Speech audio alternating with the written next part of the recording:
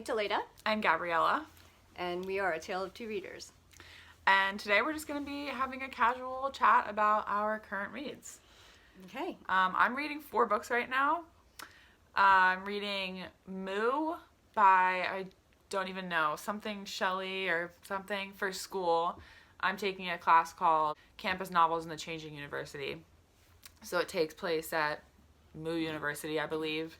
And the first 12 chapters are basically all prologue, introducing all the different characters, and like there's no plot, 0 plot so far. Sounds painful. At the end of the last chapter it says, and that's how it all began. And I'm like, finally, yeah, so we'll see.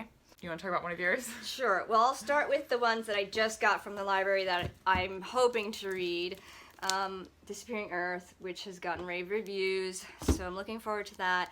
And I love Nordic noir, so I'm gonna try The Chestnut Man that just came out, and I also have another Nordic noir, which is Winter Grave, and I can't see is it Helene Tursten? Yeah, so that I just started. Pretty good so far. So I'm also rereading Harry Potter and the Goblet of Fire, the illustrated edition. I've been working my way through it slowly. I'm just enjoying all the beautiful illustrations. I'm also kind of reading, this is one that I haven't really gotten into yet, but Ghosts of the Shadow Market. I was listening to it on audio and then I just kind of stopped listening, so I need to get back to that. I'm really wanting to love this book because it's just right down my alley. What book is that? And this is Celestial Bodies. I'm really trying hard to love it, and it's just, I don't know. I'll let you know whether I continue or just ditch it. And I'm still reading The Poet X, which is really good. And then my last book is Woman Code by Elisa Vitti. And oh my gosh, so good. It's all about hormones and balancing your endocrine system and just finding balance in your life. And I've only read the first 2 chapters, but it is so good. Is it more biological, or is it like a diet thing, or?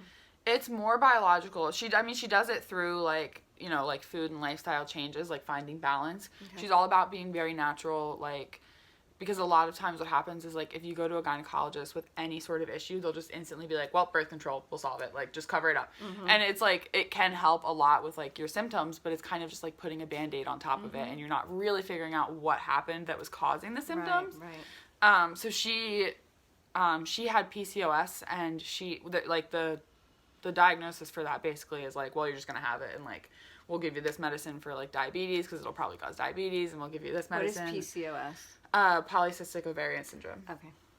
And so she just had it, and people told her she was just gonna have it forever, but she's actually cured herself through wow. All this research that she's done, all these holistic treatments, and just so now she works with women. And is she a doctor? She has some sort of, I think so, yeah. Okay. Yeah. That's cool. That sounds good. So I would recommend it. So what are your audiobooks? So the audiobooks are really kicking the ass of my actual books. I'm reading Permanent Record by Edward Snowden. Amazing. Just some great stuff about how, all the stuff that's going on, and I consider him a whistleblower. Some people consider him a traitor. I think if you don't have someone speak up when they see that something's going wrong or something, laws are being broken, then you're just another cog in the machine. So anyway, he's doing a great job of telling his journey, his story, and I'm really enjoying it. And then the other one is Between the World and Me by Ta-Nehisi Coates. I picked it up because I was in the library, somebody had just returned it, and it's an audiobook, so I opened it up to make sure all the CDs were in there. There's only three CDs, and I was I've been really wanting to read Coates for a while, so I said, you know what, just let me grab it.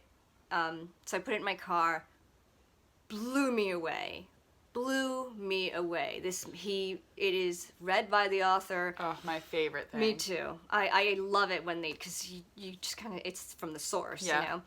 But he is amazing, in your face, but without, he's, oh my God, you just have to read it. It's such a powerful book, and he keeps referring to his body, not so much the blackness, because he feels that white people kind of coined the phrase black and white. So he keeps referring to himself as his body, that he has to protect constantly from cops, that like that will shoot you, or from gangsters, from your city, from he talks about women as well, black women as well, about how they have to protect their bodies. And I love that he uses the word the body, or his body, or their body, because that is such a huge feminist word for in terms of that diaspora. The body is so important for women. So there's a lot of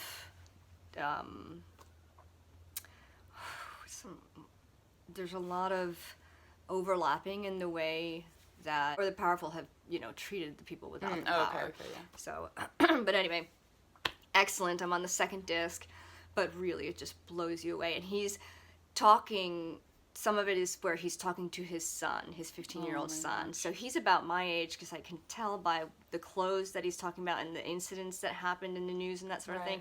And then his son is like 15, at least in this, in this book. I don't know how old he is now. I don't know how old that is, but it's really neat.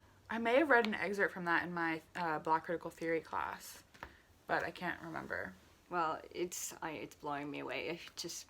It's awesome. So I highly recommend it if you have nothing going on, or if you're in a slump, or if you're just interested in that sort of thing. And then we have a special guest appearance today. Gracie, you want to come in and tell us what you just finished reading? Come sit here. My head is too big. Hello. Okay, so what are you reading? I just finished Phoebe and Her Unicorn. And what was it about? Well, this little girl who rides a unicorn, and she rides it to school. What do her friends think about, like, what do her Well, classmates think? The unicorn has a shield of boringness, where when the shield of boringness is on, nobody just thinks it's like, okay, there's just a unicorn walking around, whatever. But then when the shield of boringness is off, everybody's like, They see her as a unicorn. Cool. Oh, that's pretty cool. Magic. yeah. So what did you think? You finished it. Was it a good book? Was it okay? Was it awesome? Should other kids was read it? good. Yeah, They should. Like pretty good, awesome, really good, it was really good. really good. Yeah. Okay, there you go. Oh, there she goes. Okay, so thank you for watching. This has just been a little chat about what we're reading. We just wanted to update you. Yeah. If you have any questions, just put them down below. Tell us what you're currently reading. We want to hear. We want to talk about it. And we'll be back soon with another video. Thank Bye. you.